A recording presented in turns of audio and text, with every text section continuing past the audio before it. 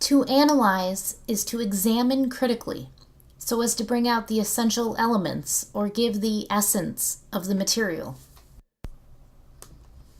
One way to think about analyzing for history is to think about an iceberg. Any good seafaring captain knows that when sailing the Arctic seas, they must watch out for icebergs.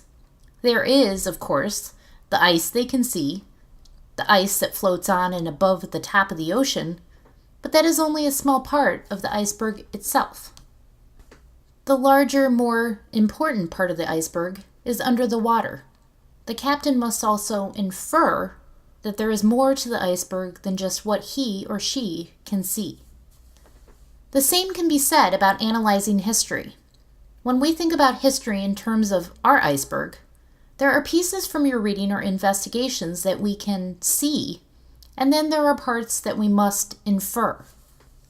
What can be seen in history are the elements that we can read about or investigate. They are the artifacts that have been left behind for us to study, so we would place them above the surface. Some examples include items of warfare, artwork, and everyday objects. If what we can see is what's above the surface, then what we can infer is what's below the surface.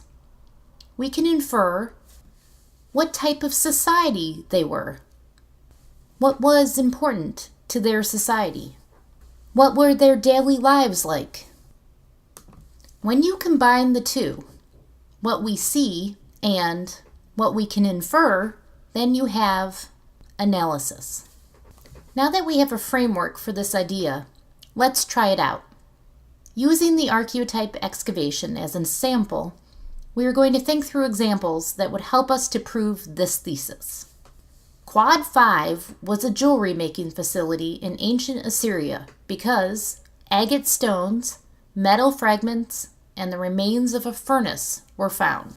To defend the central argument that Quad 5 was a jewelry making facility, let's look at the artifacts found, or examples from the excavation. 1. Agate stones.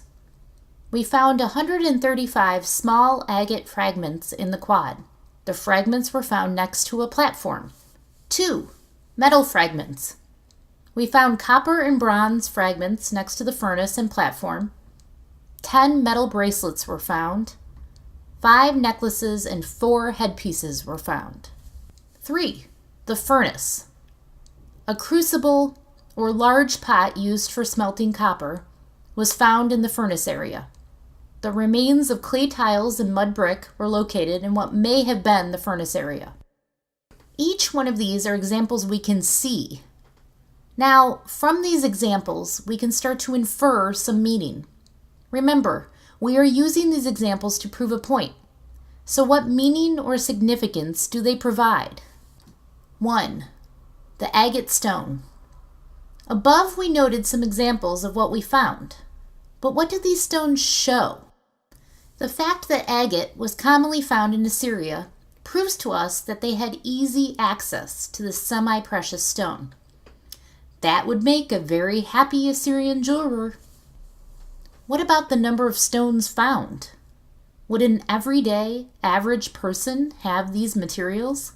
What about a jeweler? Because we uncovered 135 stones, this proves it may have been a jeweler's facility. The agate fragments were discovered next to a platform. We know that jewelers use these platforms to put together their jewelry. Some think the Assyrians believed agate had magical healing powers.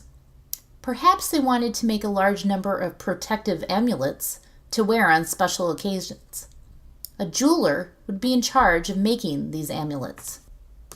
2. Metal fragments. The metal fragments seem to have distinctive shapes. Necklaces, bracelets, headpieces, etc. Assyrians were known to wear metal jewelry. We find these examples on wall reliefs. Remember the rosette bracelets Birdman wears? The metal fragments were found next to the agate fragments. We can surmise, or guess, that the agate fragments were part of the metal jewelry. Assyrian kings often wore elaborate headpieces. The headpieces shown on the wall reliefs, lion hunts, ceremonies, etc., depict the king wearing a headpiece similar to the ones found in Quad 5. Assyrian kings liked having their jeweler at their beck and call. 3. The furnace. From research, we know that Assyrian jewelers would have melted metal in a crucible similar to the one found. A king may have wanted to have his personal jeweler close by. The furnace proves that the jewelry was made in his room. This helps to rule out that it was a jewelry store or simply for trading purposes. Through combining your examples with inferences, then you can begin to build an argument. Remember, just stating facts without explaining what they mean or infer is simply giving a report. However, using examples in conjunction with explaining what they mean is analyzing in order to argue an idea. Once your thoughts are organized, then you can start to put them together to form an analytical paragraph.